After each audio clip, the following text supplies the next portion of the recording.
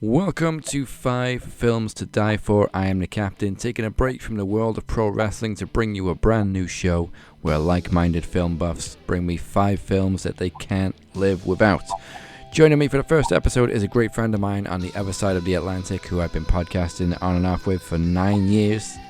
He was once my co-host on Max Wrestling and Netpicks. He is also known for his work such as On the Mic with Mike, Steve and Mike Show, and in Lingerie Fighting Championship. His name is the podcast machine, Mike Larkin. Say my name and I appear. I am Mike Larkin. It feels good to be That on was here in perfect sync. Yes! It feels so good not to be in Riyadh. We won't go there. But it feels so good to be here on the 5 Films to Die For, just to talk movies with you like we've done for 9 years, like you mentioned, on and off, but really get to do it in this platform. I'll do it. I'm excited. Yeah, movies is not something new to us, especially the two of us. I've done Netpicks with you, I've done Hidden Gems with The Butcher, and it feels good to get back into talking about movies again.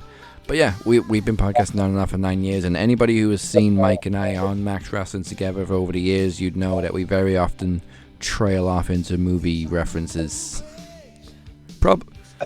Yeah, to put it like this, to add to your point, and I don't mean to start giggling already, but here it comes. If y'all want to know how bad professional wrestling was when we started doing Max Wrestling together and me coming aboard the Max Wrestling podcast, when Vince McMahon was booking his complete and utter shit, to put it in the bluntest of terms, we would just go off on pop culture, just talking about even friggin' things like, goddamn, meet me at the crossroads and everything from, who the hell was the name of that group in friggin' the UK? That was terrible. The UK pop group. Blazing Squad. Fucking Blazing Squad. Awful. Just like we would go into like stuff like that because we didn't want to talk about how bad wrestling was. No. You just go off. We survived the 2016, 2017, 2018, 2019 era. Yes. 2020, they did what they could. Yes. Some of it made absolutely no sense, like Rey Mysterio losing an eye and then getting thrown off the roof and then coming back to life, but whatever. Yeah. You gotta do what you gotta do in the pandemic era. You gotta do what you gotta do. At least it didn't stop. No, that's a plus. Absolutely. So yes, we've talked about movies many times, and we're probably going to throw in some references today that you've heard before because I got a pretty good idea of the type of movies that we're going to be talking about. So before we begin, just not off topic, but apart from the 5 that you brought with you, what was the last movie you watched? So the last movie I did watch, just because it actually wasn't a movie, it was a documentary, because it's been a while since I watched movies. I think the last one I really sat down in the theaters to watch, because we love the Rocky series, you and I and everybody who does listen to this, the Creed series. It's been a while, but I think the one thing that I really was interested in, just because of hometown, the Gilgo Beach Killer, because that dude was so effed up, and it really got into really explore like what his thought process was when that fateful night happened when he did that. So I mean, I've kind of been in more of the documentary side of things, and I think the last movie was a while ago, Creed, because again, with the addition of Netflix and Tubi and everything that we have now, it's been a while. But yeah, I watched that documentary on the Gilgo Beach Killer, which still just goes out there. But yeah, I'm more of the documentary cat, but I think the last one I really saw in the theaters was the Creed movies. Yeah, Tubi's creeping up on Netflix like TNA was in the early 2000s, creeping up on WWE. Absolutely, and I say this even with Tubi, for the wrestling fans that listen to this, you definitely should check out Evolve, because Evolve is awesome. They have everything on there. There was actually a documentary I watched. This is how in depth I've been going with the documentaries. They did this one about the OnlyFans killer, and all right, so this I could just see his face. This woman murdered her boyfriend, but from what she claims is she threw the knife at him because they were in an argument. She just chucked this knife. And it goes into the fact that, did she really chuck the knife or did she really kill him? Were they in this abusive relationship? Was it really her? Was it really him? And then they went into the whole realm of what OnlyFans is. So it's interesting, but it's also just shows the dangers of just relationships and what OnlyFans and all that can do. So it's interesting, even though the title may go, ugh. That defense reminds me of Hot Fuzz. It was just an accident. Yeah. Accidentally cut his head off while shaving. Yes, an accident. I just threw this knife directly at him and got him right here. I just accidentally threw it. I just have good aim. I'm a darts player. Cosplay. Okay. um, I'm ashamed to say I haven't seen the Creed trilogy. I love the Rocky series. I've seen all of them. Um, love Rocky Balboa, which was the sixth one, which was kind of like a requel before requels were a thing. But I haven't seen any of the Creeds yet. But I have heard they're really good. Oh, they absolutely are. It starts. I'm not going to spoil it too much, but I will say, folks, if you want to see the rise of Creed and what we get to see in the third one, especially with one of his people that he grew up with that came out of jail and everything that goes into that influx, it's really good. It really gives you a perspective of how he grew up and that being Adonis Creed and Rocky Balboa. I mean, it's all right. It's all right. No little Murray. It ain't all It right. ain't all right. You know, right? Hey, yo, what? Say sorry. That guy sends his apologies. Just gonna leave it on here on the step. Steps. Yeah, boy. Yeah, dog should have a name, you know. Call it Punchy. Punchy. I like it. I like it. Speaking of Michael B. Jordan, it's not the last film that I watched, but it is my favorite film of the year that I've watched so far, and that's Sinners, which Michael B. Jordan played double in. I think it's on demand now, so if anybody hasn't seen that, I highly recommend that one. It is basically a modern day From Dusk Till Dawn with with some Irish dancing. One of the best scenes in the movie. I have to check that out. That sounds really good. Okay, so let's dive into it. What are your 5 films to die for in no particular order?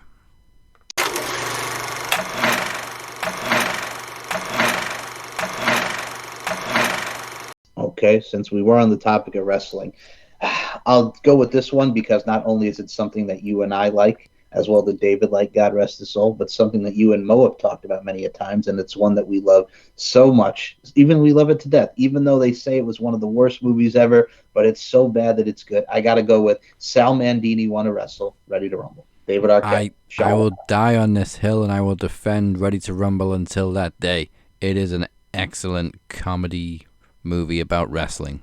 What more do you want? Absolutely. I mean, people will say what it was, but I mean, we got a young John Cena in the background as well in that movie. We got Goldberg.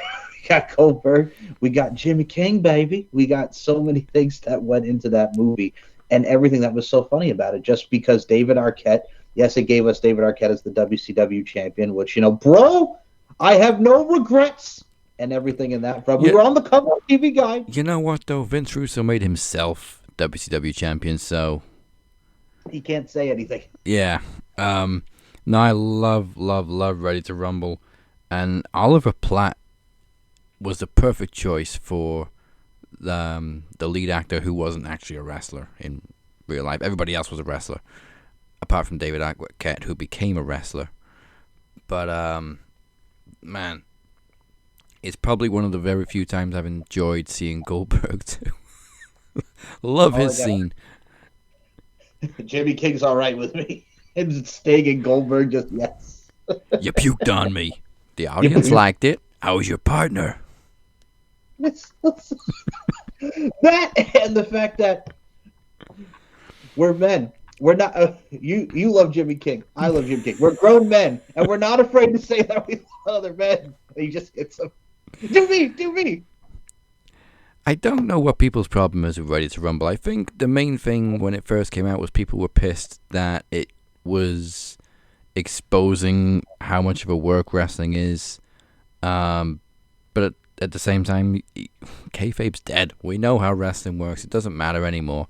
But they also tried to fit a little bit of fantasy into it where they kind of blurred the lines between how wrestling actually works and like the main event in the film wasn't planned. It was like a real grudge match.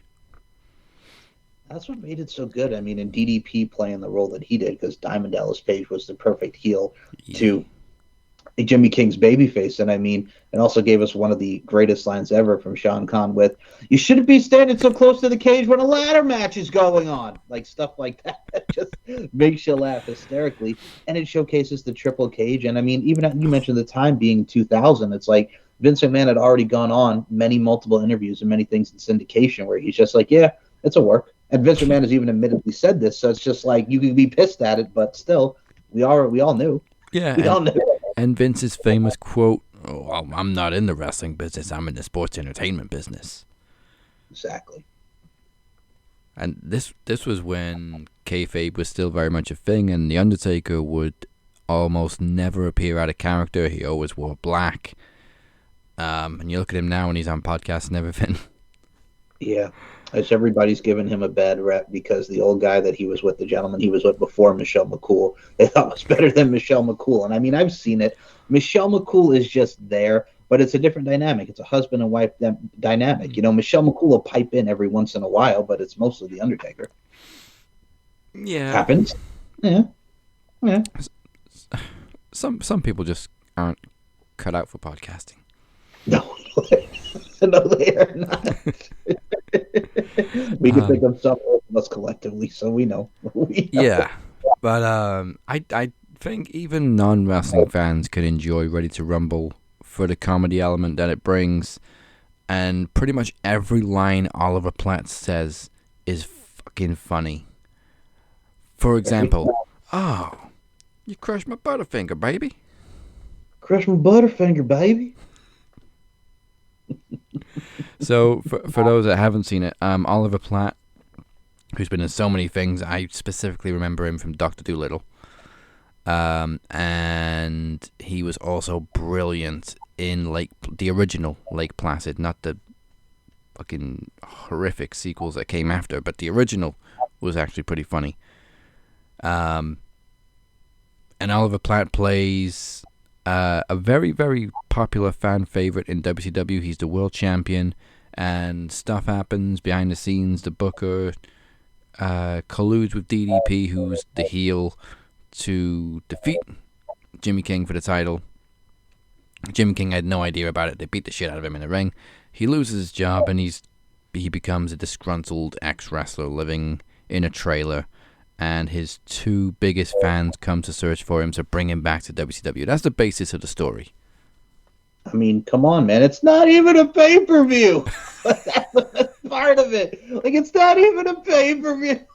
Like, stuff like that, like those little one-liners, and also the fact that I even have to say it like this is the fact that first of all, the fact that they're friggin' in the bus with the nuns, and they're friggin' singing "Running with the Devil" with the nuns to go friggin' all the way to search for Jimmy King to get the arena. It's hilarious. They're just, and the nuns are getting down with it. And also one of the best soundtracks, Dazzy, one of my favorite songs of the late 90s, 2000s, that scene where they're driving and you hear Lit in the background. It's no surprise to me. I am my own worst enemy.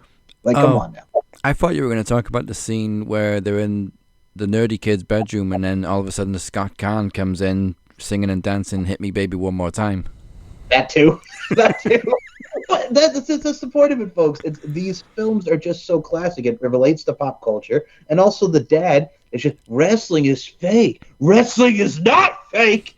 And then he's like, my kid almost threw his whole life away from that. Your kid's making money off of that. I will bust you. Like, come on now. Come on. Oh, they're getting proud at the end. Also, can we give a shout out to Aunt Hilda for Jimmy King's ex-wife? Caroline Ray was amazing in that movie. Like, I only knew her really from Sabrina, and then the next thing I know, she's freaking coming out of this trailer, scratching her crotch with a cigarette in her hand, probably half drunk. I got crabs, you son of a bitch. You tell that son of a bitch he owes me alimony. And his friggin' kid's teeth is just, God, all buggety. And dental payments, yeah. Yes, it's stupid, but yes, it is very funny. It's very funny. Very much a product at the time. A lot of the comedy movies in the early 2000s were like that. It was dumb jokes, toilet humor, but they did it so well. Like American Pie. American Pie gets looked at now, and it shocks the hell out of Gen Z. They're like, "Oh, this is so offensive. You can't make this anymore." It's not offensive. It wasn't offensive then. It's only offending you because you're soft. Soft. Soft. SAWFT. Soft. No, did you see what they said about it? They're just like, oh, this must be for incels and say it's okay to act sexualized towards women. I'm like, no, it's a comedy and it's funny. It goes with what the '90s represented in high school of losing your virginity. It's a film of the time, but it still resonates with a lot of people. Only you are doing that way because, like Daz, you said, you're soft. But also at the same time, too, we have now a label and a warning for Rush Hour. That's like, why are you putting a label on Rush Hour, one of the greatest movies ever with Jackie Chan and Chris Tucker? Do you understand the words that are coming out of my mouth? Come on, man. They're killing it for all of us, man. Fuckers. I fucking love that scene. Me too. Me too. But I don't really think there was anything offensive about Ready to Rumble that I can remember. No. It was just No. good jokes. And Sal Bandini, yeah, he was the veteran old wrestler who would secretly train people in his apartment. And I just love the scene where he's going a little rough on Jimmy King. So Jimmy King kicks him in the face and knocks him out. And they're just like, dude, you kicked an old guy in the face. And he's got, crazy son of a bitch, you're trying to kill me.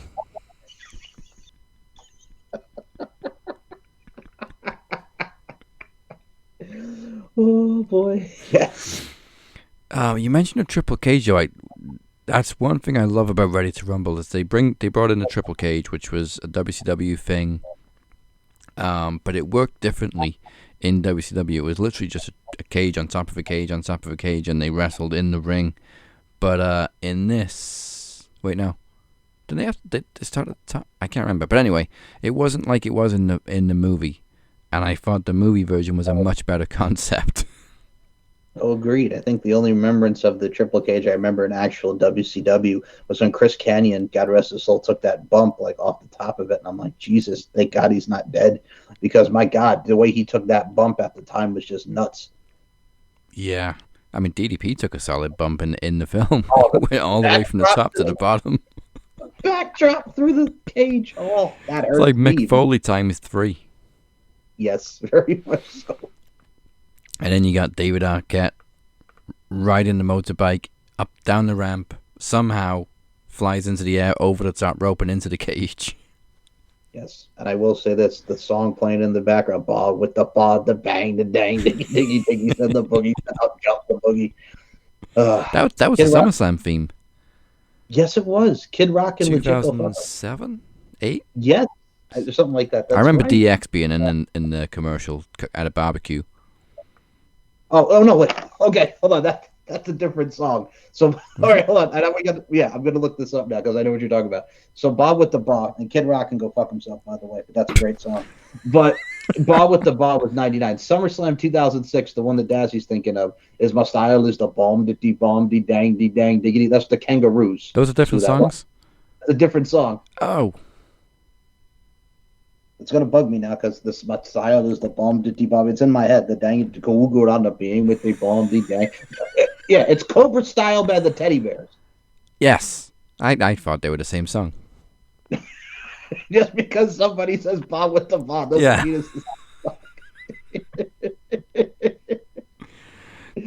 it's like most music nowadays. I think it's all the same song.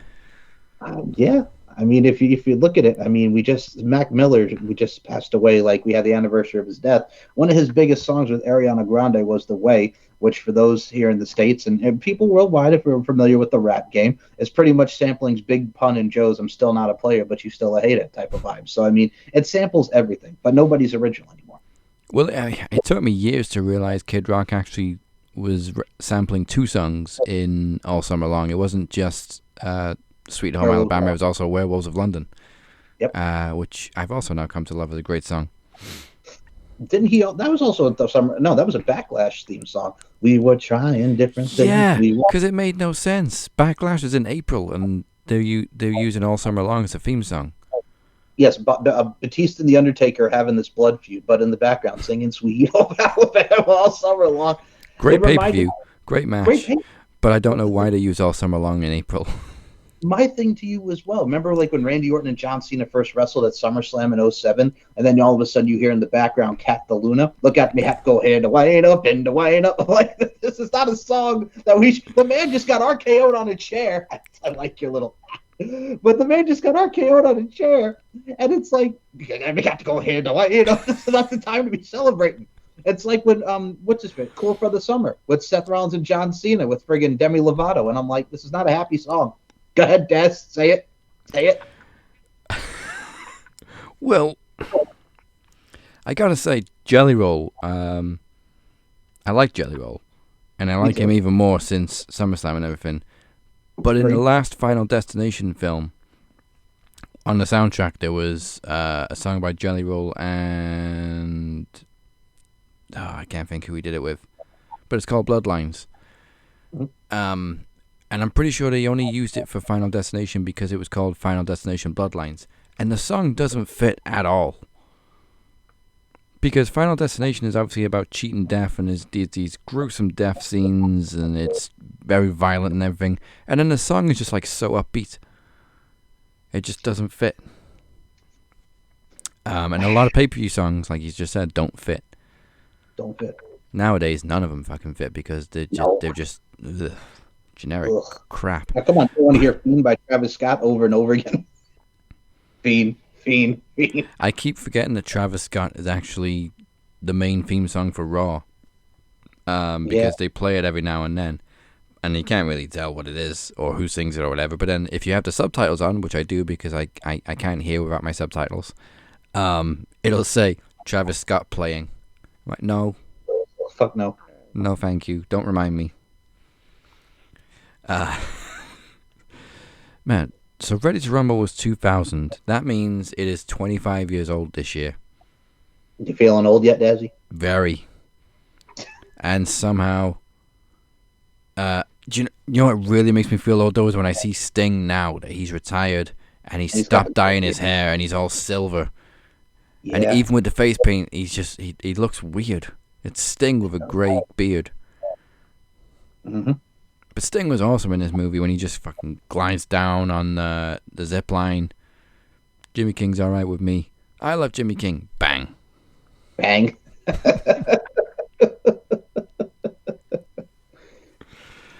And also my favorite line also is when they're recruiting people and they're training in a barn and they've just got mattresses on the floor and this one guy walks into the barn. Everybody knows wrestling's fake anyway, right? Jimmy King punches him in the face, knocks him out. That feel fake?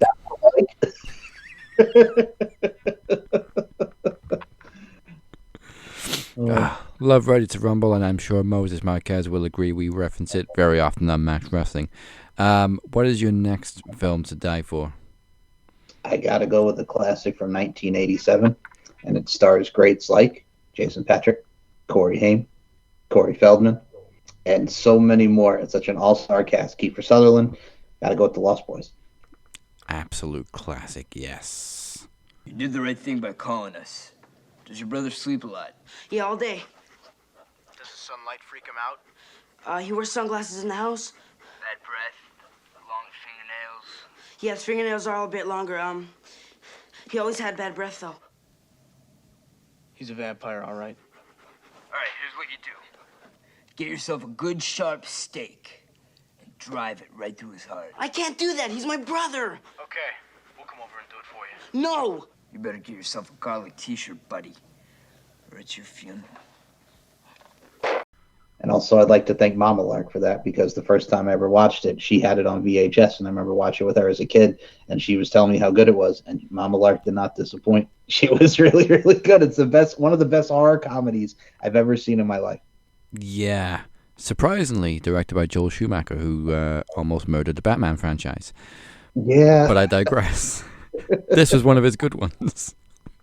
Yes.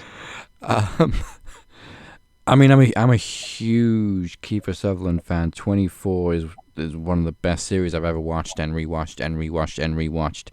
And there was a point where I was just finding as many Kiefer Sutherland films as I could.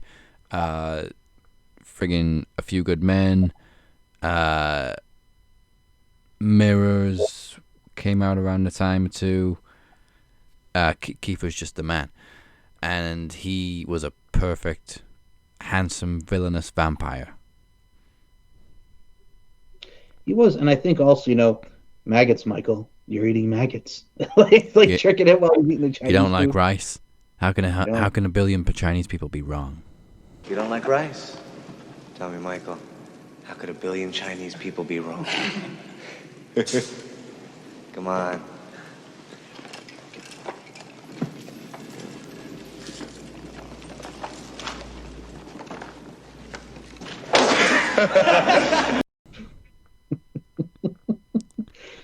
Oh man, it's just even the girl, the one who played Star. What the hell was the girl's name? Who Jamie played Star? Gertz. What a cutie beauty. Yes. Oh, I think one of my favorite is just because every time I think of little laddie, the little kid that's with her, I just think when he vamps out towards the end, and no spoiler alert for those 30 plus years, 40 years later, whatever it is. It's just he vamps out, and then all of a sudden they're like, ah, holy shit, the Italian monster. That's like that got me, and I died when he said that. Like the attack of Eddie Munster. Oh, but there's so many elements that they went into, like when the mom's singing "Groovin" at the friggin' start of it. Groovin'. He's like, no, change channel, change station, change station. Like just little subtleties like that, and then friggin' when she's going to give him champagne, and there's Thorne just because of how he acted. You know, does it hurt? Does it burn? You nuts! It's freezing. Just the friggin' dinner scene. I bet you hate garlic, don't you? No, I like garlic. Corey Haim was amazing in this. Like, it wasn't really overacting, but it just had such great timing and delivery. Where, if he hadn't have taken it that seriously, it probably would have looked stupid. But he played it off perfectly. Friggin' the grandfather gives him the taxidermy of the friggin' owl. He goes, ah! Your history, buddy. You know the rules about starting up the car before filling up the car with gas before you leave? No, Grandpa. Now you do. Like the grandpa's like, I don't need to watch the TV. I got the TV guide. Or just friggin' the best is like, Dad, you know, we got company coming around. We got company this evening. Oh, we're having company again? Again? You haven't had company in this house since Mom died. Yeah, and now we're having company again. I'm still on, I don't need to watch TV. I got the TV guide. That's what he got. What on the TV when I got the TV guide? Oh, my God. But another one who gets very close to the overacting line, but because it's him, it works, is the other Corey in the film, Corey Feldman, who just hams it up in true Corey Feldman style. Oh, I mean, when you have stuff like, you know what? If you try to vamp out anyway, I'll stake you without even thinking about it. Chill out, Edgar. Good night, bloodsucker. Whatever happens to the other frog brother? Jameson Newlander. So he's in. Oh God, these movies are so bad. Folks, watch the original. Don't watch the other two. I had the unfortunate task of watching the other two. So in the tribe, he has to save him because I think he started vamping out or he became a vampire somehow. So he's in the third one. That's the one where Corey Feldman has to save him from whatever vampires this is because they got the other frog brother. He has to rescue his other frog brother. Yeah, the first. The thirst. The second one was just even worse. The second one was worse. It wasn't the worst thing I've ever seen, but it was not that good. Yeah, it was one of those. It couldn't live up to the original. You can't because you have that friggin' thing, and then they tried to do like another version of Cry Little Sister, which I think was done by like Filter out of all group. Aiden, sorry, well, I don't know who I'm thinking Filter from. Filter did something else, but it wasn't that. Thank you. So, oh my goodness gracious! But no, that version of Cry Little Sister was fine. The original one was even the best one when he's doing the deed with Star. And like, come on now. Yeah, I mean Roger Daltrey, legend. Yeah. Legend. I did like Aiden's version, but that original was timeless. Oh, you know what I'm thinking for Filter about? So, I know we're going off topic, but Filter, I was thinking of a cover. So, there's this movie, The Stepfather, not the original from the 80s. They did one in 2009. Yeah. Not a bad one. So, at the end of the movie, when he friggin' goes for the next family, the song that plays in the background, I think, is Filter's version of Happy Together. And, of course, Happy Together in the 60s, the Turtles. And I'm like, you can't remake the Turtles because the Turtles was so classic. It was upbeat. it's the 60s, and they tried to add like a little rock thing to it, and I'm like, no. And I like rock, but no, you can't do that. Like when Marilyn Manson did Tainted Love by Soft Cell, classic. Them, no. Yeah. Yeah. He also did a cover of Sweet Dreams. Sweet Dreams.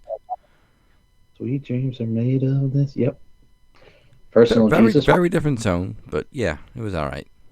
Right. We got to mention Max from The Lost Boys, played by Edward Herrmann, who was also in Overboard this year with friggin' Kurt Russell and Goldie Hawn. He goes from that to friggin' The Lost Boys. I mean, every time I see him, I think of the fucking Gilmore Girls because he played Grandpa. You see, all right. See, I know where you're coming from with that, but like, I didn't. Who's the one chick that was fine as wine on that? Lauren Graham, was it, the brunette? Was that the mom? Yeah, and then Rory was Alexis Bledel. Yes, thank you. With the big ass bright blue eyes.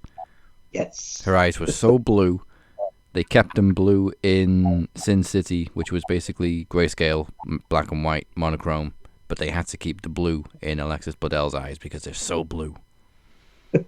Yes, that's right. No, I only remember Lauren and Graham because I remember The Pacifier with her and Vin Diesel and Brittany Snow. Because I'm like, yeah. It's a movie where Vin Diesel plays Vin Diesel. Yes, that's pretty much what it is.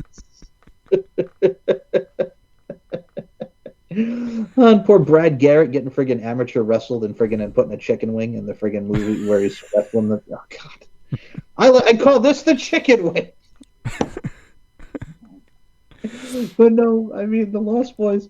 So it's like where Corey Haim is looking, and he's looking at Star because they got that First of all, the dude who's playing at the friggin' wherever they're at the fair, whatever. The beach, that dude was jamming, rocking out, just like he was. I'm not shirtless, but this is legit what he was doing. Just like I got my saxophone, and he was playing the shit out of that saxophone. God, like you just like watched him there, like fuck. Like he didn't really have a big role. He was literally just a sax player at a party scene. It was literally a background character, but he played the hell out of it so much. He's credited as beach concert star. Hey, you're credited in something. So that's often referred to as shirtless saxophone player, Tim Capello. Cool. That's cool. But I would have loved to have seen the casting though. We just need a sax player for this musical scene, for the party scene. All we need you to do is play the saxophone. And have abs. Understood. Understood. And have abs and just friggin' go nuts. Understood. He understood the assignment a little bit too well. Very much, but no, I mean he made this moment. He legit did it. I mean, you look at everyone. I mean, the fact that like when they're going after vampires, and also the best part is just like you killed Marco. We got the one that looked like Twisted Sister. Nanook kept a little like no, you were scared shitless and acted like a bunch of pussies, and then Nanook came in and friggin' just dumped him right in the tub with the onions. Alex Winter was pretty young in this. This was, what did you say, 1980? 1987. So this was before Bill and Ted, which obviously made him very famous. Dude, fucking love Bill and Ted. Not so much the third one, which I waited like 20 fucking years for, and it was, alright. Wasn't really worth the wait. But I love the original Bill and Ted, and I actually love Bogus Journey too. I concur with that. I'm not gonna lie, that was a good one. I'm actually really happy they got William Sadler back too as Death. Yeah, you can't beat the classics with a guy like William Sadler, who's just so good at what he does. Yeah. Diane West was also really good in this. Just not listening to a single fucking word her sons were saying to her. I'm gonna see Max tonight. I don't care about Max. The hell with Max. Like, not even just dismissing it. Like, has everybody gone crazy? What's the matter with all of you? It's you that I've wanted all along, Lucy. Great, the blood-sucking Brady Bunch.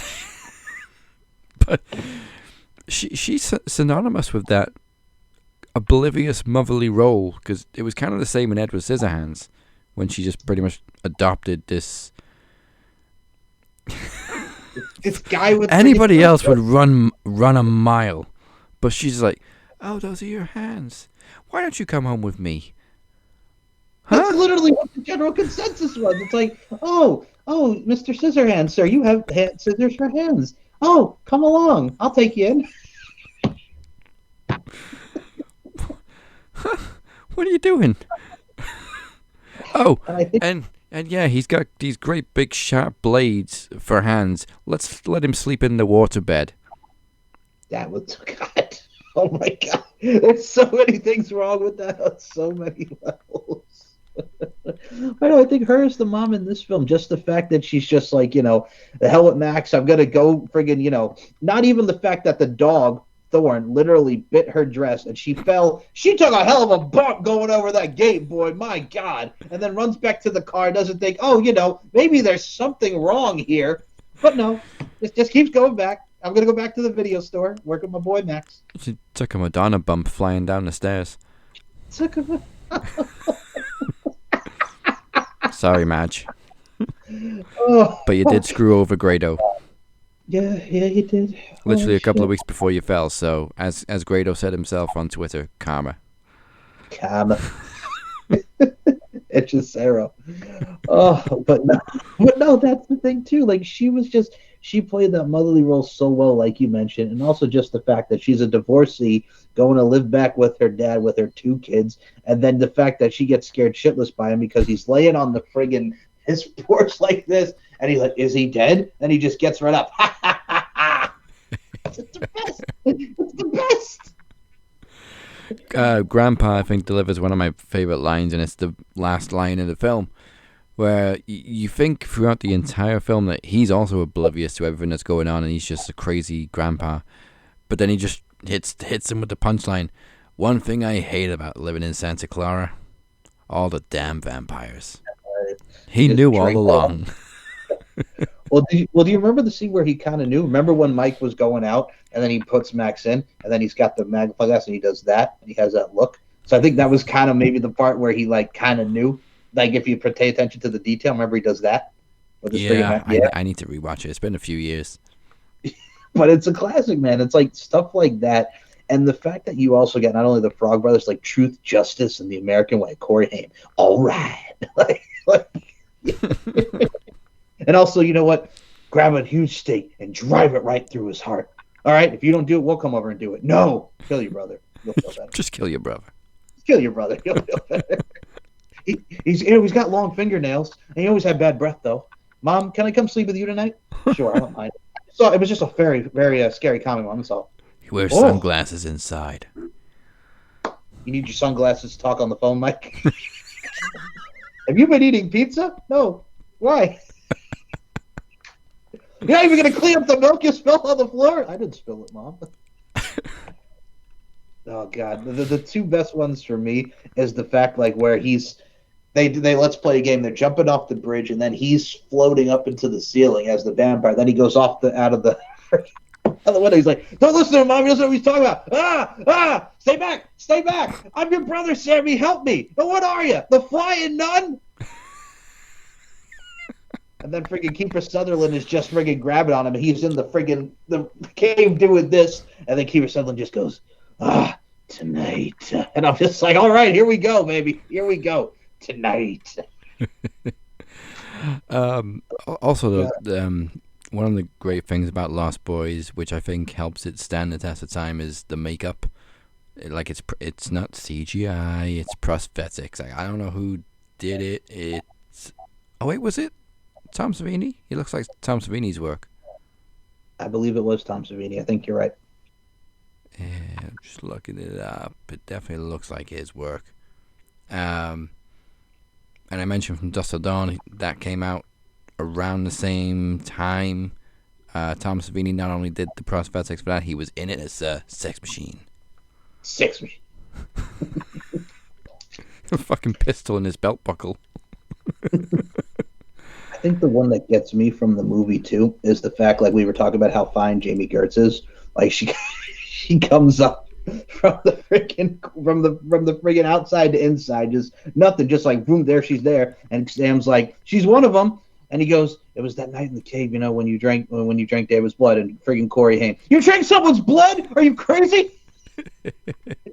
Friggin' Nanook. What about Nanook? What'd you do to my dog, you asshole? Nothing. I didn't hurt him. He bit me.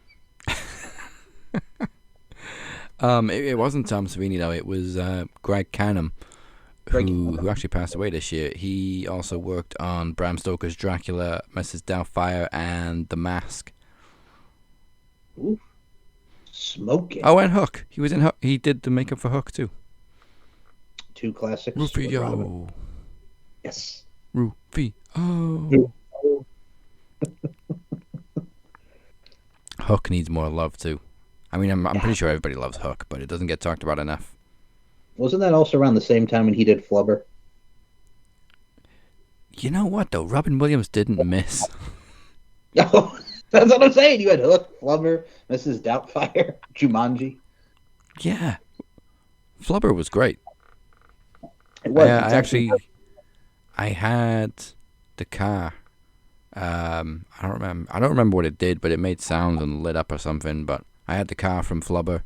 I had a tub of green goo just because Flubber was around. Yeah. Wasn't that also around the time when he did Bicentennial Man? Like, even came after that, which is another very underrated. He was just knocking them all out in the 90s. Yeah. That was nuts. I'm like, where are they going with this? And then it gets like really sad, and I'm like, I didn't know this was that type of movie. No, yeah. Bicentennial Man really creeps up on you. It's a real tearjerker. Yeah. Little Miss. All right, what we got next? Okay, so we go from Ready to Rumble to The Lost Boys. Number 3. All right, I'm going to go with this just because it is definitely one of my favorites, and we have Christmas time coming around very, very soon. It's a tie between Home Alone 1 and Home Alone 2, but if I had to put number 3, I have to do Home Alone 2, Lost in New York, Merry Christmas, You Filthy Animal, and a Happy New Year, too. Come along, Cedric. I'm always here for the Tim Curry love. I concur, yeah. I think I watched Home Alone 2 before I watched Home Alone when I was a kid. Compliments of the Plaza Hotel. It's pizza. Store wouldn't accept your stolen credit card. Is my transportation here? Out in front, sir. A limousine and a pizza. Compliments of the Plaza Hotel. I do hope your father understands that last night I was simply checking the room to make sure everything was in order. He said he's going to come all the way to New York to get his naked rear end spied on. Of course not. Will he be down soon? He already left. Oh, I would have liked to have offered my personal apology. If some guy looked at you in the shower, would you ever want to see him again? I suppose not. That friggin' smile. Bingo. Tim Curry's just in a league of his own. But I mean, you had a young Rob Schneider, who's a piece of shit now. But back then he was fine as the friggin' like the friggin' bellhop of the concierge and whatnot. Like, you know what? No tip. Oh, yeah. You know, Herbert Hoover stayed on this floor once. The vacuum guy? No, the president. We do not talk about the cameo. No, the cameo sucks. Cameo sucks. Other than that, yeah. But for me too, like, I think what I liked about this one too is again as a New Yorker, I think seeing the city at around that time during the early 90s, and plus when this movie came out, that was the year I was born in 92. But Christmas in the 90s, I just remember, like, for me, it also just brings back on with my mom and my grandma and my aunt to see the Radio City Christmas Spectacular, which still holds up to this day, even though there's many variations of it.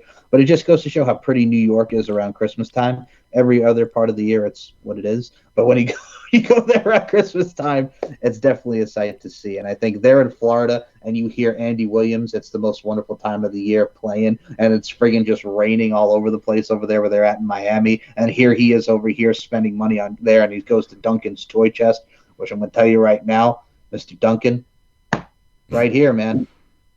Yeah, this is why I don't get, like, they've started filming superhero movies that are set in New York, in the UK, like the new Spider-Man's being filmed in Glasgow and it's supposed to be New York.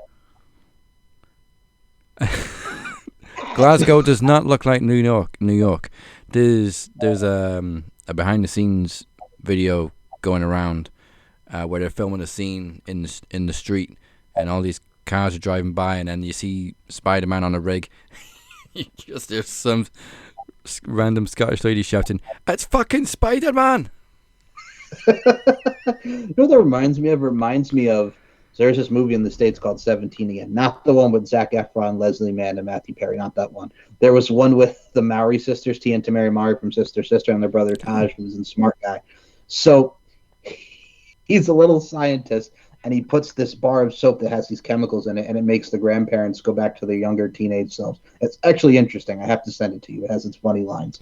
But it's supposed to be like they moved to LA, right? Los Angeles. You know where they shot this movie? Go on. Canada. I'm like, Canada and Los Angeles. Not the same.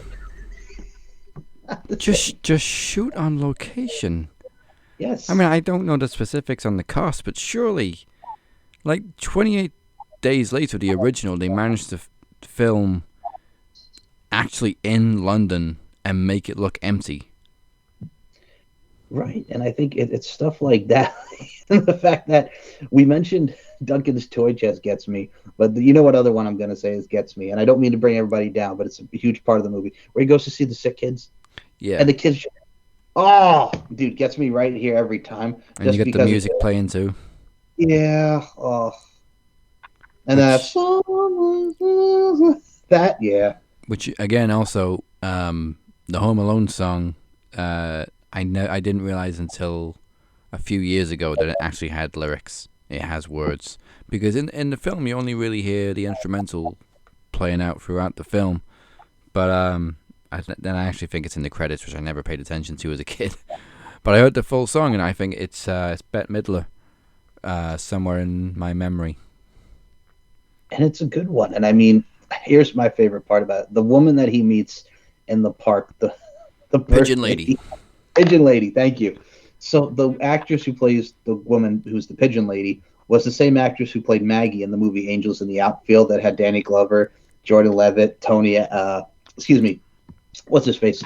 Tony Danza, and all these great people that are in it. Like she goes from being the orphan, the girl who owns the orphanage and takes care of the kids, to the Pigeon Lady in the middle of Central Park with Macaulay Culkin fighting Joe Pesci and Daniel Stern, and it's hilarious. Yeah, sorry, it wasn't Piers Morgan, people.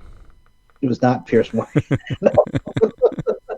But the fact of the matter is just like when he slips on the ice and like the one-liners that they have, like Joe Pesci, you know what? How do you like the ice, kid? Like that stuff even makes me laugh. The fact that they went to Uncle, what was it? It was a Frank, right? The Uncle Frank. Uncle Frank. They go, how did he even know, like, this house? And then just there's nobody in the house. Well, when he got separated at the airport, he had his dad's bag, and that's how he had all the money and everything. And his dad had a diary in there with and a address book in the bag. So he's looking up relatives in New York, and then here's Uncle Frank. And Uncle Frank happens to have this huge house, which is under construction. Perfect to set traps. Yes, just and just so convenient. Yes, and then friggin' Daniel Stern, and the paint going at him, just like, like the pranks that they play really up from what we had in the first one. Where just at and I think what also gets me too about this as well, besides, and also, Cliff, it's a lie. It's a lie. You've been smooching with everybody. You've been smooching with everybody. I could go on forever, baby. Who was the uncle in the first part? We know a guy who could really do the cool dirt. Wait, no, that was Uncle Frank. That was Uncle Frank. No, who? I think the guy's house in Uncle Bob. Was it Bob? Was it Uncle Bob? Bob? It was some uncle. Some uncle. His dad's just got all these uncles. Yeah, Uncle all Frank these brothers, sorry. Uncle Frank was like, "You get out of here, you nose little pervert, I'm going to slap you." So. Cool chick. He certainly knew how to string up a puppet and make it look real. Yep. Yes, he did. It was, Let me see, where is it? I just want to know the uncle's name. Yeah, that's gonna bug me now. Who's the uncle? What was the uncle's name in the movie? Uncle's House, Home Alone 2.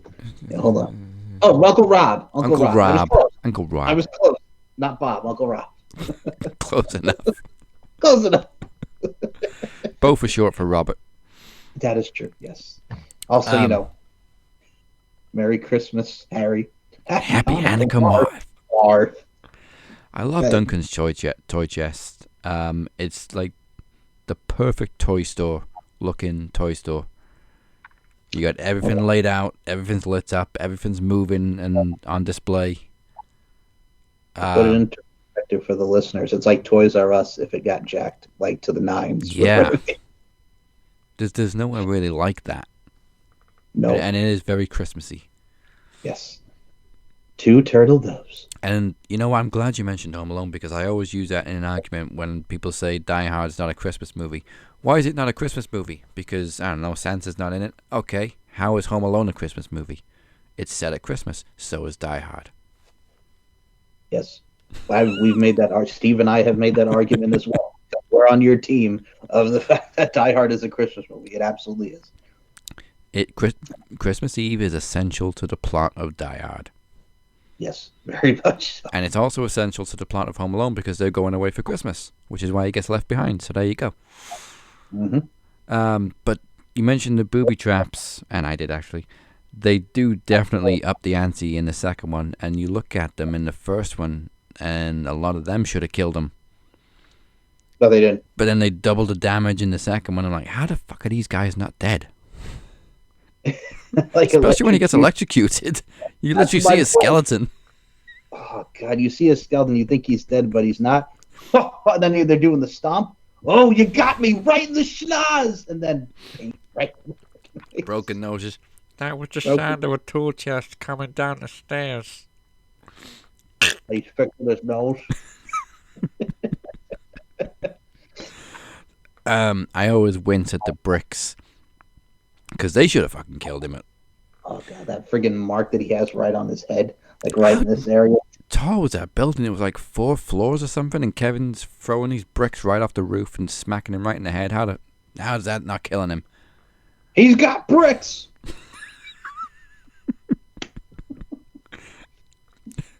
Come on, Mark, get up. You ain't got no more bricks. Harry! And Harry just ducks. Bang. Bang. I'm pretty sure one got him in the nuts too. Yes it did. Get up, Marv. Shut up, Marv. I love the theory that Kevin grew up to become Jigsaw. Oh my God. The father we mentioned the father. The father has one of my favorite lines. Kevin, you spent $967 on room service. There is one thing though that bugs me about Home Alone 1 and 2. What's that?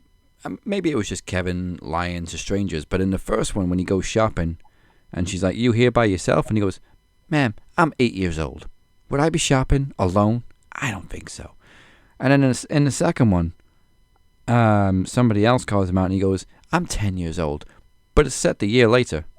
How have you aged 2 years in 1 year?" Right? It's like what do you just age? Like you would be 9 years old. What are you doing?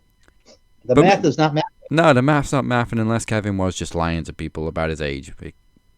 It's possible. Yes. Thursday on Max. Predictions, recaps, trivia, and groundbreaking promos, and the occasional rant. I'm gonna say it again. Fucking Netflix. Fucking Netflix. You have known for months now that this Jake Paul, Mike Tyson fight was gonna happen. You knew.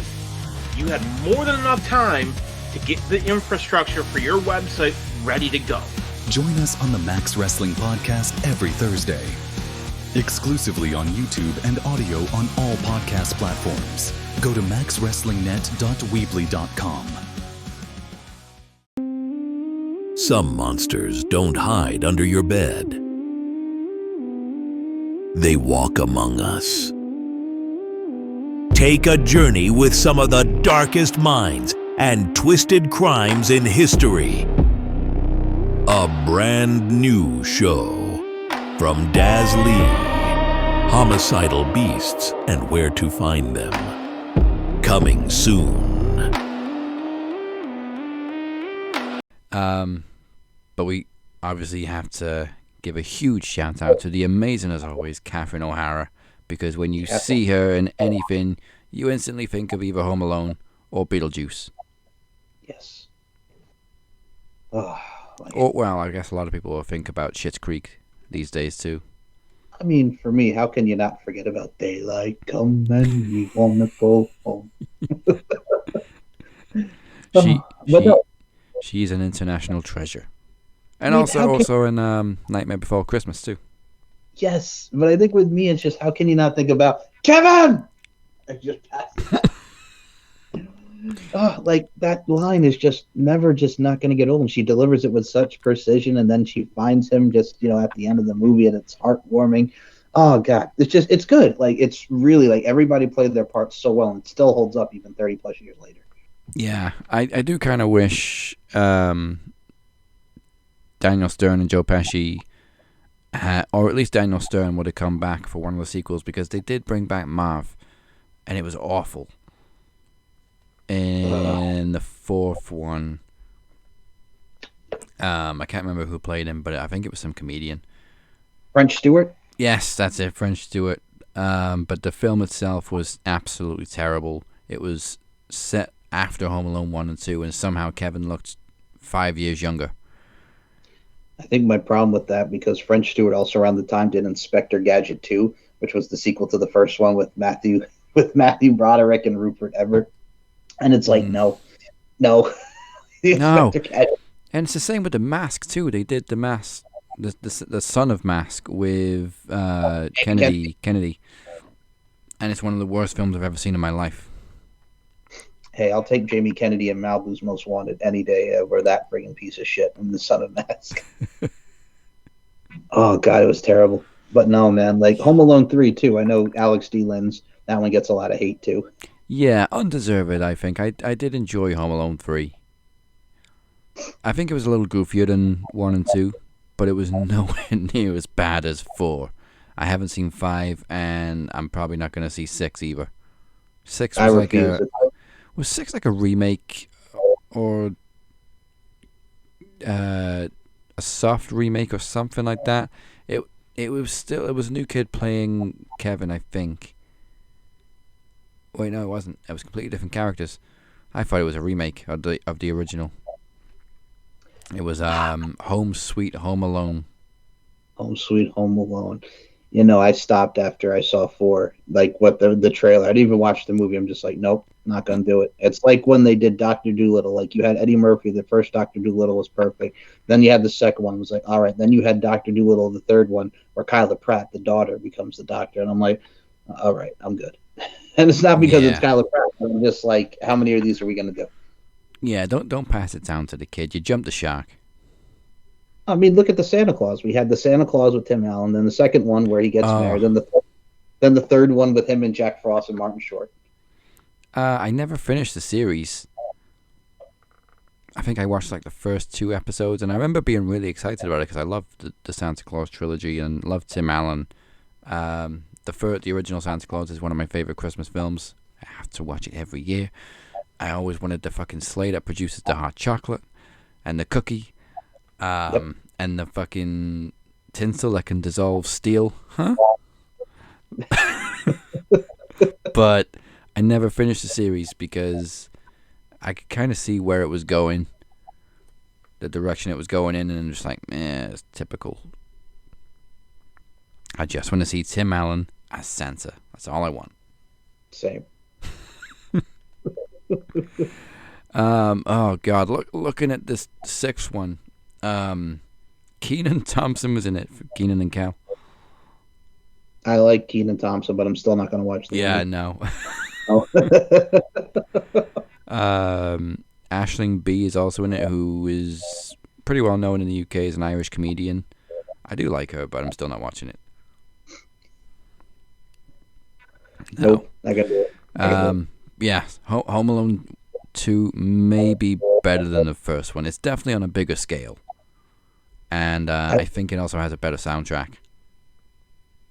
Yes. Hey, Christmas. I don't know the lyrics, but it's very upbeat. It sounds like this. Hey, then Christmas. A lonely heart.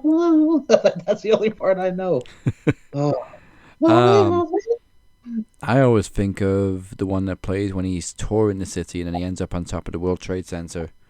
That's the one. Yeah, that one. Who's it by? Oh God, I'm gonna look that up. Where the lonely hearts go.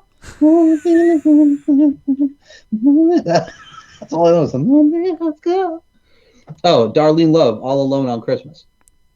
Oh yeah, oh yeah. That's it. It was a more upbeat song, or more upbeat version. Like I said, when the lonely hearts go. Oh boy. Oh man, and you've got where is it? Oh yeah, Run Run. Oh, that was in the first one, Run Run Rudolph. I thought it was in the second one. Yeah, no, Run Run Rudolph was the second one. What's the first one? Excuse me. Oh well. Nah.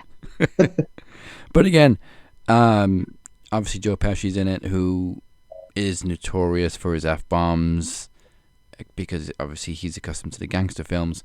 Had to invent his own curse words for Home Alone 2, because obviously he couldn't swear.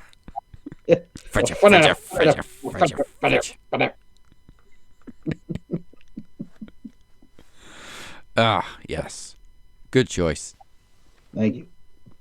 All right, what is number 4? All right. I gotta go. Oh, man. It's an Adam Sandler classic. It's based in the 90s, but the film is mainly played with the 80s soundtrack and probably one of my favorite movies ever. I think you know where I'm going with this. I'm going to talk about The Wedding Singer. Oh, okay. Yeah. Every flipping line. Just, self-talk, Pop! Huh? The best man, the better man.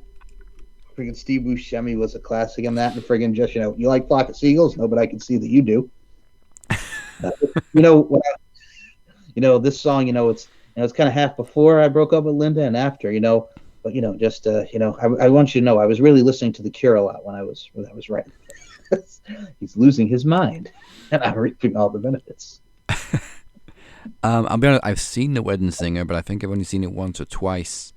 Because I like it, but I wouldn't say it's in my top 3 Adam Sandler films. That's probably Big Daddy, Waterboy. Yep.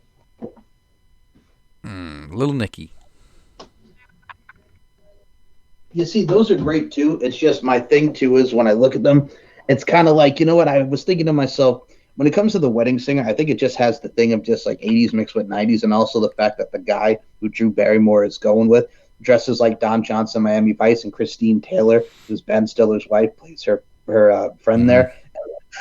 And the best part, she goes, "Oh, Glenn, your bachelor party's on a Friday. Are you going to be able to are you going to be okay with missing Miami Vice?" And he goes, "Reruns." I'm like, and he's just like, "Yeah, no worries, reruns. It's all summer."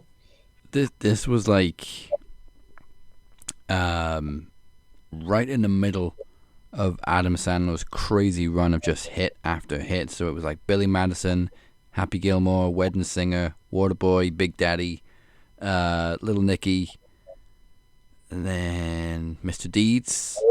Yep. Long Philly Deeds. They were just year after year. He was just bringing out these hits. Well, it's prime Adam Sandler, and I think with the cast that he had, and I think you have the fact that Sam, his friend, who's been in many of the one, Alan Colbert, is just like dressed like Michael Jackson in the 80s with the club and the red jacket. He's like, "I'm not happy. In fact, I'm miserable. I just want somebody to hold me and tell me that everything's going to be all right. Everything's going to be all right." Like that, the old guy in the bar, and he goes to punch him. "What are you doing, man?" "I'm sorry. I used to be a lot stronger." Why don't you write a song about this? It's called "I Got Punched in the Nose for Sticking in Other People's Business." Sounds like a country song. But I can't. The whole scene is just freaking fantastic. Oh. I do remember. I do remember the song that he wrote at the end and then dedicated to Julia, and then also the cameo from Billy Idol. Get out of my way, Billy. You're gonna get hurt. Don't you talk to Billy Idol that way. See, Billy Idol gets. I know what she does. Men like Glenn don't understand women like her. All they care is about the material things. Like, Glenn, I think that his whole speech is great. Friggin' just, you know what? This guy and coach who thinks he's Don Johnson just told me I was grade A top choice meat and asked me if I wanted to be a part of the Mile High Club. What's the Mile High Club? Billy Idol's laughing.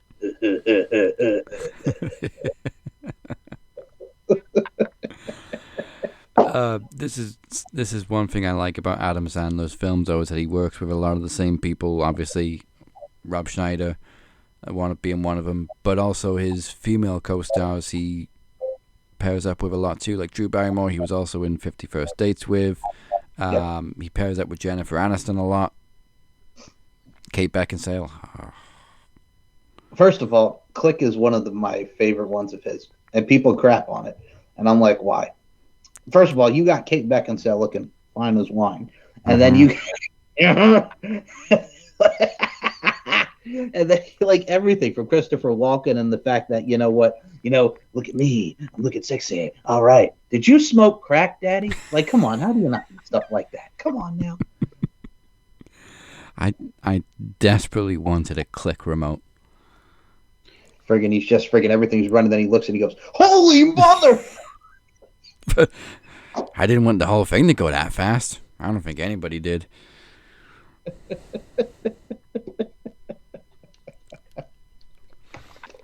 But no, it's just also the sounds of The Wedding Singer, like when Barrymore gets so drunk. She'll be all right after she yaks. Then she comes back. Told you she was going to yak. And then they get out of the club.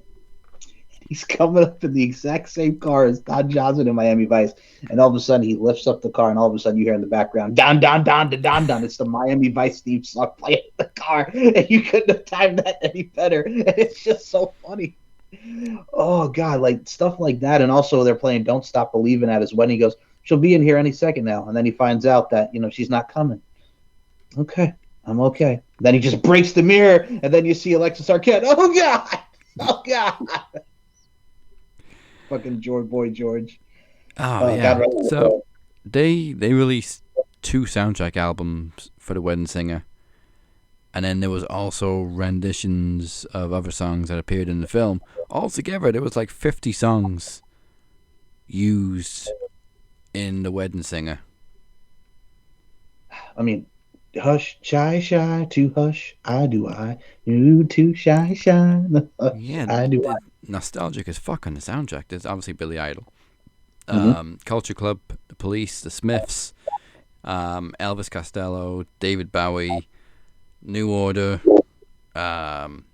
Spandau Ballet, The Buggles. Yep, The Buggles, Spandau Ballet, Spandau Ballet, Hall & Oates. Yes. Jeez, Madonna. Hello. Bruce Springsteen, The Boss. Everybody's got a hungry heart. And of course, Depeche Mode. Yes. 80s as fuck. Huey Lewis in the News. Do you believe in love? Do you believe? Yeah, but whenever you say Huey Lewis in the News, I just think of Back to the Future. Back to the Future. Yep, I concur. Or I think of that scene in American Psycho, friggin' with Chris. Yeah, of course, with Christian Bale's crazy dancing. Hip to Be Squared came out in 1984. Hey, Carl! Haven't watched that in a long time either. Classic. 25 years old, that one too. Good God.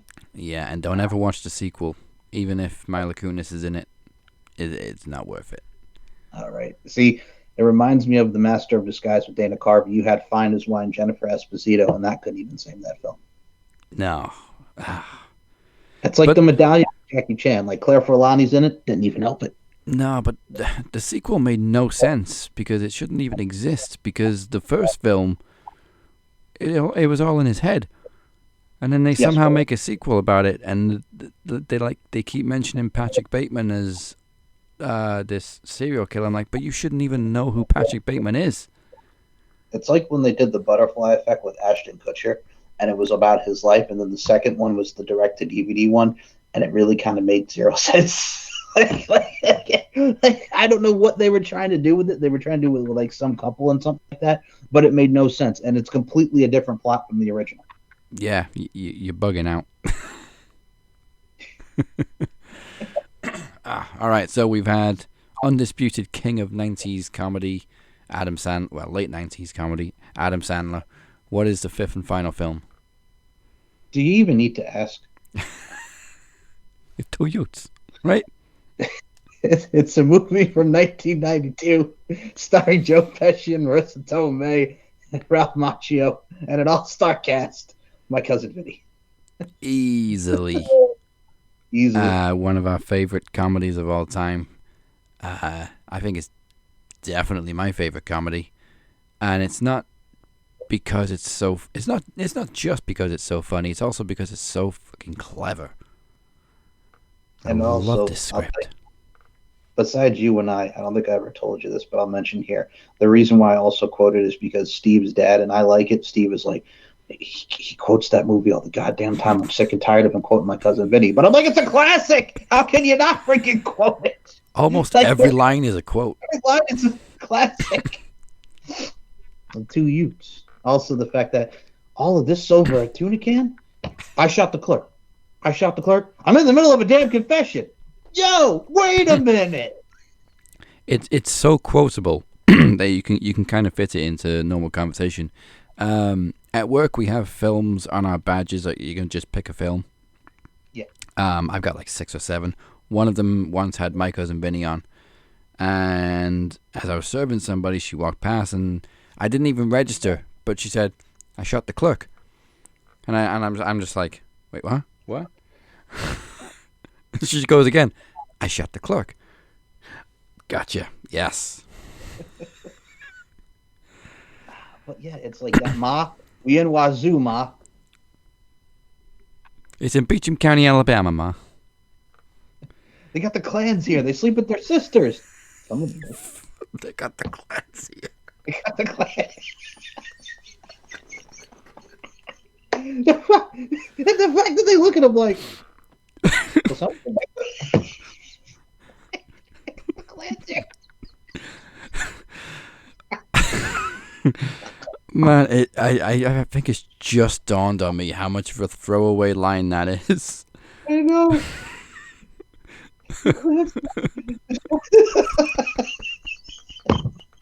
Fuck. Oh, and this was early 90s, so they got away with it. I got away with it. But yeah, like this is why we say every line is a quote. And it doesn't matter who says it. It doesn't matter which character it is. They've all got such great lines. And one thing I've always loved about My Cousin Vinny is that it's such a well-written courtroom case and script that lawyers all the time will study it and like, yeah, it's completely accurate. I think I get the point. No, I don't think you do. And what are these green things in front of the window? Bushes. And how many bushes are there? 5. Don't forget this one and this one. 7 bushes. 7 bushes. No, I mean, it's just like, hey, look, you're getting fucked out of the way or the other way. I didn't know it was such an honor to get a visit from you. All right, I'll just take him. Hey, Vinny Bag of Donuts. How you doing? That scene alone is one of the best misunderstanding dialogues I've ever heard. Because obviously, he thinks he's getting butt fucked. But Vinny's just there he doesn't realize Vinny's his lawyer, and Vinny just wants to know, what's going on with the stuff. I'm like, what? So they brought you to meet us? Why? Oh, I just asked where the new guys were, and they brought me right to you. It was such an honor to get a visit from you. And also the fact that you're a dead man. I'm not Jerry Callow. I'm Jerry Callow. Right. And clearly Marissa Tomei, one of her best roles. A biological clock is ticking. My biological clock is ticking like this, and the way this case is going, I ain't never getting married. I swear to God, I do not need this right now, okay? I got a judge that's just aching to throw me in jail. An idiot who wants to fight me for $200. Slaughtered pigs. Giant loud whistles. I ain't slept in 5 days. I got no money, a dress code problem, and a little murder case, which in the balance holds the lives of 2 innocent kids. Not to mention your biological clock, my career, your life, our marriage, and let me see, what else can we pile on? Is there any more shit we could pile on to the top of the outcome of this case? Is it possible? Maybe it was a bad time to bring it up. Everything that she did. Oh, what? Were you going to ask them about that? You can ask them. Go ahead. You said we would get married after you win your first case. Meanwhile, my niece, the daughter of my sister, is getting married. You want to bring it up all this pile of shit? Is there anything else? Maybe it was a bad time to bring it up. And then she's asking about the Chinese food. He goes, "You're gonna stick out like a sore thumb." And who are you? A fucking world traveler? I fit in more than you. At least I'm wearing cowboy boots. Oh yeah, you blind. Let's not gloss over the fact she won an Oscar for this role. As she rightfully should have. And yeah, I think she won it just for that fucking witness scene alone, where she just destroyed the prosecuting lawyer, trying to catch her out because she was like, "You're an expert in automobiles, right?" But this was an ongoing thing throughout the film. Everybody would look at her and go, "You know everything about cars?" Okay. Yeah, and also, can you answer the question? No, it is a trick question. Why is it a trick question? Watch this. Because Chevy didn't make a 327 in 55. The 327 didn't come out till 62. And it wasn't offered in the Bel Air with a 4-barrel carb till 64. However, in 1964, the correct ignition timing would be 4 degrees before top dead center. Well,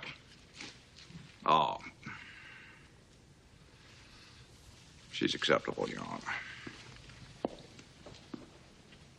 So the fact that his name is JT. Hey, little Yankee Wush, you got $200. I got you $200. I got an idiot who wants to fight me for $200. We gonna fight now? We gonna fight? Yeah, show it to me. How do I know this is not a bunch of ones? It's $200. So my options are: I can either get my ass kicked, and I sure could get a good I could use a good ass kicking. I'll be very honest with you. Yeah, I think I'm just gonna go with the $200. What happened to you? Rear-ended? I fell.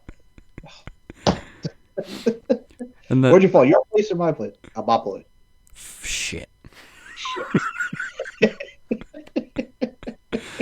And one of the greatest pieces of dialogue in the whole film is about the grits. What's this thing over here? You never heard of grits? Sure, I heard of grits. I just never actually seen a grit. No self-respecting Southerner uses instant grits. I take pride in my grits. But that's what's so clever about this film. That throwaway piece of dialogue, that random piece of information, ended up being critical cross-examination.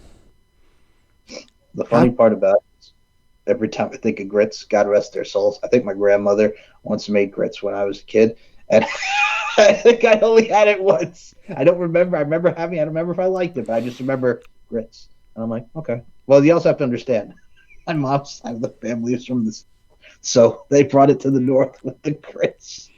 Yeah. And every time. Never tried them. I don't even know if we can get them over here.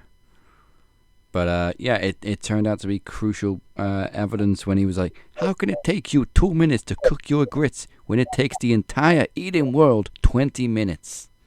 I'm a fast cook, I guess.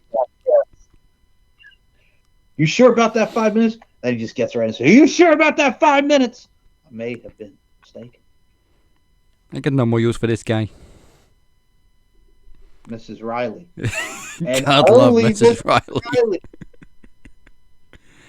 How many fingers am I holding up? Let the record show he is holding up 2 fingers. Your Honor. Your Honor, please. Oh, sorry. Now, Mrs. Riley, and only Mrs. Riley. How many fingers am I holding up? 4. How about now, dear? Oh, I think I need a thicker pair of glasses. Everyone was brilliant. Joe Pesci was brilliant. Ralph Macchio was brilliant. Marissa Tomei, brilliant. Fred Gwynne, obviously famous as Herman Munster. Perfect as a judge. Lane Smith, I only knew otherwise from Superman. Yes. The New Adventures of Superman with Dean Cain, piece of shit. I know. Officially now the worst Superman ever. Not you. That's the Superman. Yeah. You're forgetting the too. The stuff.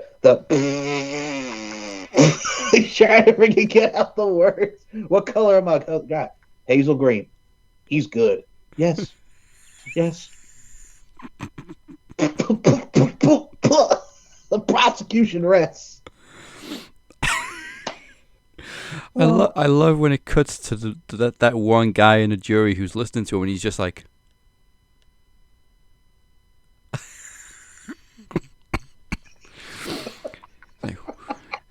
I get a little nervous. Get a little nervous. Yeah. Yes. You're fired. I want him. I want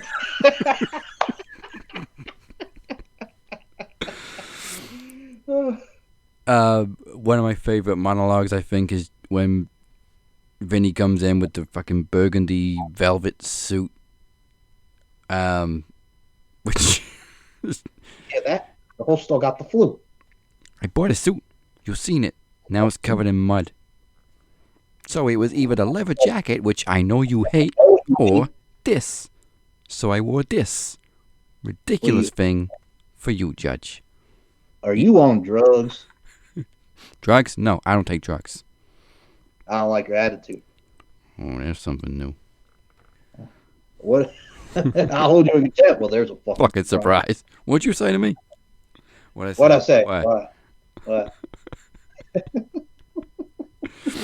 We already referenced 2 YUTES, which was actually a back and forth conversation between Joe Pesci and one of the producers, I think, that he heard from somewhere else. And they just dropped it in. Just brilliant. The 2 YUTES. What was that? The what? What? What was that word you just said? The 2 YUTES? Yeah, 2 YUTES.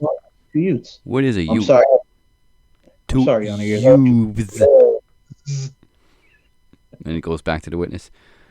Yep. The 2 defendants.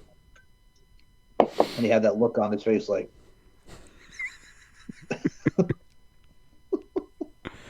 Oh, it's so good. It is so good. And the solo scenes between Vinny and Lisa, Joe Pesci and Marissa Tomei are electric. They had such great chemistry. You wouldn't think Vinny could pull somebody like Lisa Vito, but he did. He did. And also, my favorite.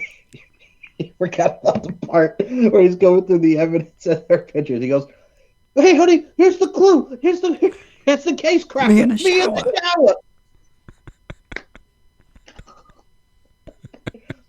You spot a little Brooke. Just he's going along, drinking some water, and then bam! A fucking bullet right through his head. Now let me ask you: would you give a fuck who the son of a bitch who shot you was wearing?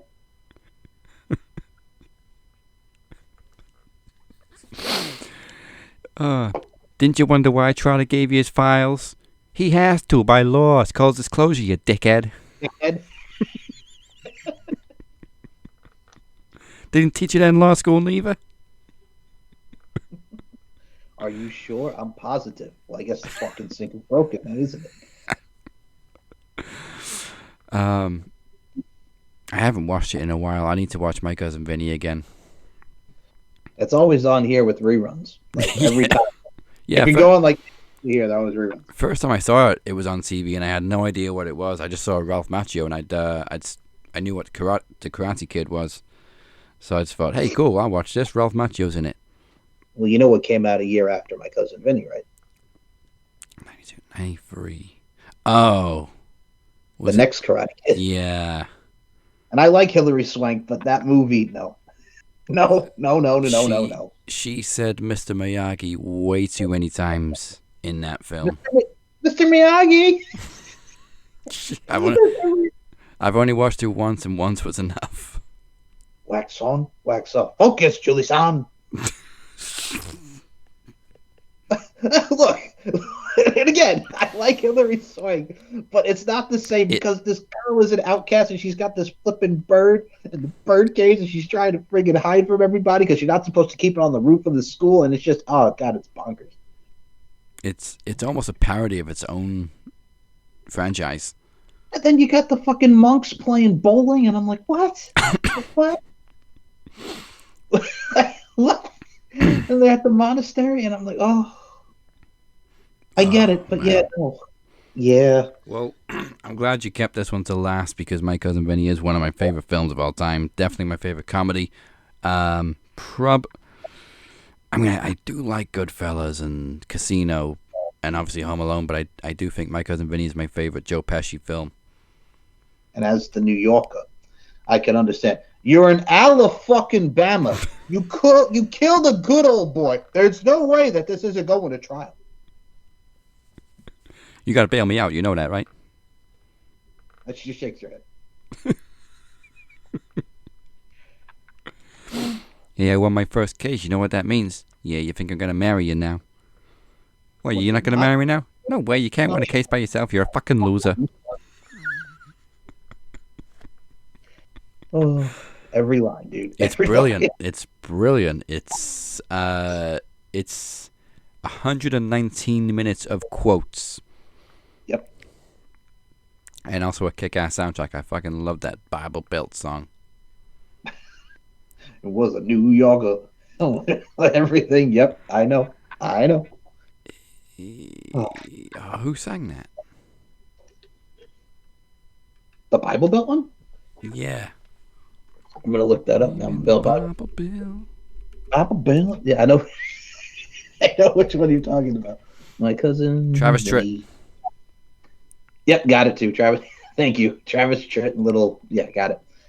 Oh, that is a banger. Very much so.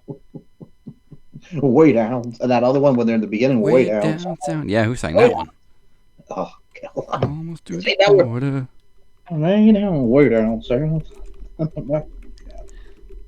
All right, so way down south, My Cousin Vinny. That one was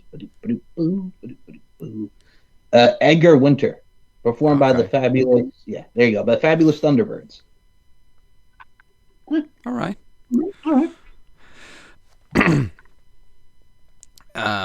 But speaking of music, Joe Pesci released an album after this.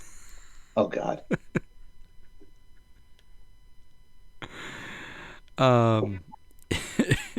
Where he released it as Vinny, called Vincent LaGuardia Gambini Sings Just For You. I have to look that up now. I gotta look that up now. That was also. Yeah. It contains the song "Yo Cousin Vinny." I gotta listen to that now. I think that was the one other thing that popped me because his middle name is LaGuardia, and because, of course, if near New Yorker, the famous airport, LaGuardia Airport. Yes. Oh man. Oh boy. I'm just looking at the album cover, and he's wearing that ridiculous red suit from the movie. Oh man. If anybody hasn't seen it, I cannot recommend My Cousin Vinny enough. I try to recommend it to as many people as possible. Any of you Utes better check that out. Yes. And yes, Marissa Tomei did absolutely deserve the Oscar for this. Yes. Okay, coming to the end. So, we've had 5 films to die for. Now, we need you to pick one film to die. Just, what is your most hated movie of all time?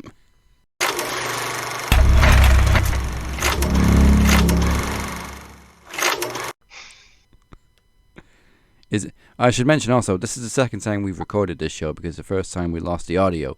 So I'm wondering if it's going to be the same film as the first time we did this. Oh, God. I don't even remember what the hell I said for the first one, but I'm going to think of it. I'll give you a hint. Yes. These dreams are real. All right, yeah, you know what? We're gonna keep the one we said the first. Okay, Nightmare on Elm Street 2010 or whatever the fuck year that came. Oh God, yes. I've never been disappointed in my life. Oh God, I saw that on Fox, and I'm like, okay, let's see how this goes. I regretted watching the whole hour and a half of it. It's so fucking bad, dude. It's so fucking bad. It's terrible. We've talked about it a few times, and it will forever piss me off that not enough people talk about how awful the acting is in the opening scene. Like, I recently rewatched it. I think it was this year. And some of it is actually okay. I mean, the CGI still looks fucking terrible on Freddy's face, but some of it is okay. But the opening scene is diabolical. And I really don't want to criticize him so much because he is pretty successful. You know, he went on to do Twilight and shit. Oh, actually, Twilight was before this. But I gotta call out Kellen Lutz because it's the worst line delivery I've ever heard in my life. It's in the opening scene. If it'll let me, I'll try and clip it into the show. But he sat across, because it needs to be studied, because he sat across from her, and they're talking about him having nightmares, and he's obviously trying to stay awake. And he's just like, the girl he's talking to is just like, they're just dreams. These dreams aren't real. And his response is, these dreams are real. Okay, Dean, listen to me. They're just dreams. Okay, they're not real. These dreams, they're real. If you have not seen it, that's why I'm not even. I'm just shaking my head because of how bad it was. Terrible. These dreams are real. They tried. They tried, and there was just too much wrong with it. I do like Jackie Earle Haley. He's a great character actor. His one little scene in Shutter Island I love, but they just fucked up Freddy's design. It just didn't have the same charm as the original. For one thing, you're missing young Johnny Depp. That is true. That's the thing. You don't have to be the original cast. It's bullshit. It's like the shake and bake nonsense. And in the role of young Johnny Depp, you've got young John Connor from the Sarah Connor Chronicles, Thomas Dekker. Yes. Not exactly Johnny Depp. No, and it was just so terrible because I remember watching the trailer for it, and I'm like, okay, I'll give this a shot. The Friday the 13th ones were good. The Halloween, the Rob Zombie ones were... Okay, so yeah, I have a complicated relationship with the Rob Zombie Halloween because obviously you can see in the background there, I love the original Halloween. It's one of my top 5. If I was to do this, it'd probably be on the list. And when I first watched the Halloween remake, I was pissed because for one thing, they spent way too much time on the backstory. Didn't need to know that much about Michael Myers. Didn't need to see him as a long-haired punk little kid. Didn't need to see Rob Zombie's wife again. Yeah. He's the only reason she gets work. I'm sorry. She's in all of his fucking movies. And I hated it for years. But then the sequel came out, H2, and it was even worse somehow. It's horrific. But I rewatched the Halloween remake, the Rob Zombie version, after about 10 years. 10 years after it originally came out, I gave it another chance. And I'm thinking, it's actually not that bad. Yeah, they do spend too much time on the backstory, but when it gets to the present day, and the night of the attacks and everything. It's actually really, really good. They just don't spend enough time on it. And then Halloween 2 still sucks ass. It's bad. Like, I cannot stress enough how bad that movie is and A Nightmare on Elm Street, but here's the thing. I could take Halloween 2 over A Nightmare on Elm Street just because for these dreams are real, and then it just goes off a fucking cliff. Putting that one, fucking killing that one right off. Fucking shoot it with the gun. Shoot the DVD with a gun. Shoot it. Shoot that bitch. Just run over it like Matt Hardy did to lead us poster back in 2005. Just do that whole shit. Right there. I think the worst part was Wes Craven wasn't involved in it. Yeah. Which may be down to why it sucks so much. The director has done nothing, actually. He mainly does commercials, and he like does ads for Super Bowl and stuff. But like, this is the only film he's directed. Oh, well, what can I say? These dreams are real? These dreams are real. Yeah. It was produced by Michael Bay, which hit and miss. But you mentioned Friday the 13th. That was actually a really solid remake, and that was also produced by Michael Bay. But I don't know what went wrong, because in the Friday the 13th remake, they actually really stuck close to the original. It was essentially a remake of the first 3 films. But then you got Nightmare on Elm Street, which is dog shit. It's horrible. It's so fucking bad. And they really should have continued to make more sequels after that Friday the 13th remake. But thankfully, they didn't continue with the Nightmare on Elm Street either. And thankfully, we can still remember Freddy Krueger as Robert Englund and not Jackie Earle Haley. As much as I like him, this sucked ass. Oh, it was fucking terrible, dude. So yes, I will completely concur with that. Nightmare on Elm Street 2010 can die. Yes, a slow and painful death. A slow and painful death. Oh man! All right, so you've now had 5 films recommended to you people, and 1 to avoid for life. Just don't do it.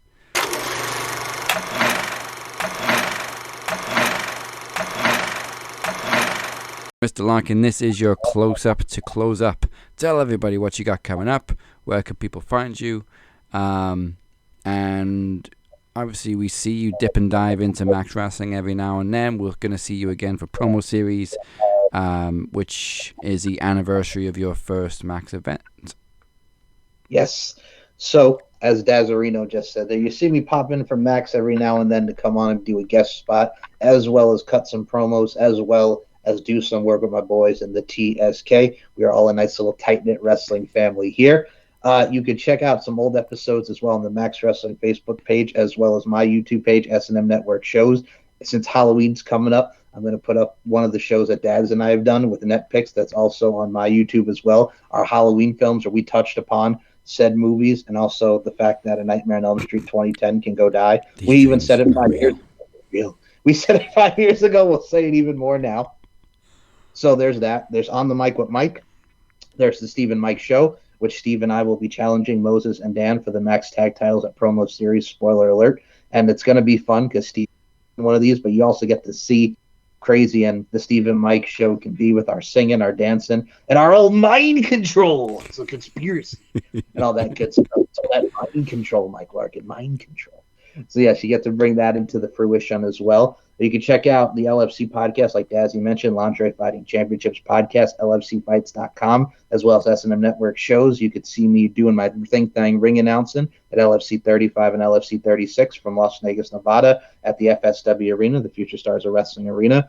And you can check me out as well. Pop Culture History is on my channel as well. You could check out the weekly review with Paul Morales, Daniel Crimmins, and I. Uncaged with Daniel Crimmins and I. We just finished our 5th season. We'll be going on to season 6 very soon. Of course, Deep into the Heart of Wrestling with Robert Davis and Nicola and I doing our thing there. So yes, so it's a plethora of just working a lot with my great friends, including this son of a gun over here. And of course, if you want to follow me on Twitter, it's SNM Show 1 or MCL92. Larkin_92 and MLarkinMB on Instagram. So yeah, that's a lot, but that's what happens when you're the podcast machine. So yeah. This is why I gave you that nickname. Yeah. No days off. No days off.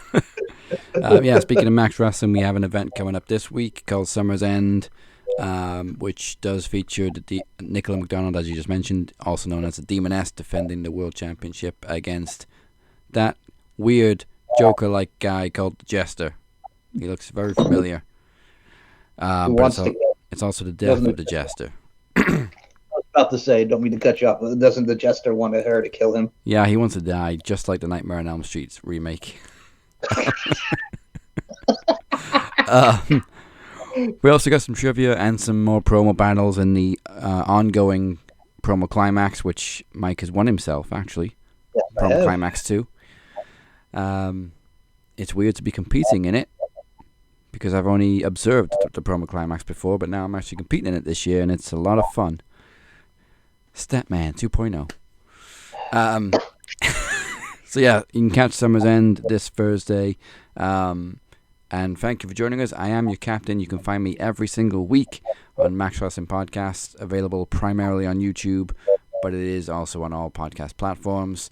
Captain's Revenge music, obviously I write, produce music. It is available on Spotify and all streaming platforms. Album number 4 dropped a few weeks ago. You can find all 4 albums on Spotify. And also, I got a couple more projects coming up, including this one, 5 Films to Die For. There is also another show in the pipeline, which I think I will tease in the middle of the show, but I'm going to plug it anyway because I'm planning on recording it tomorrow, so I'm going to drop it real soon, which is called Homicidal Beasts and Where to Find Them. Yes, I am delving into the podcast trope of true crime. First of all, congrats, number 1, but number 2, I'm like, oh, we're going with true crime with this bit. As soon as you said it, I'm like, oh, yeah. All right, I know where you're going with this. It's a trope. You got to do it. This has been 5 Films to Die For, but there is plenty more to live for. We will see you in the sequel. And remember, these dreams are real. These are the movies we watch on a Saturday night. These are the movies that forever changed my life. Watching it over and over again until the end of time. These dreams, they're real.